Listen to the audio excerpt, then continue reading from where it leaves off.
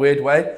Obviously I'm 32 now, but I've really enjoyed the last couple of years, especially. I've kind of moved from playing into midfield to playing at fullback, and it's something that I've kind of really enjoyed. I've kind of not learned a new trade, but kind of just getting used to new positions. I'm still learning at 32 in a new position, so I'm really enjoying the matchups. Obviously, a lot of wingers in this league are really tough, so I've really enjoyed that, and going 1v1 with defenders, and yeah, just learning a new position. It's weird. It's been 14 years of professional, but I'm still kind of learning every game, which is fun. What's been the most difficult players to handle so far?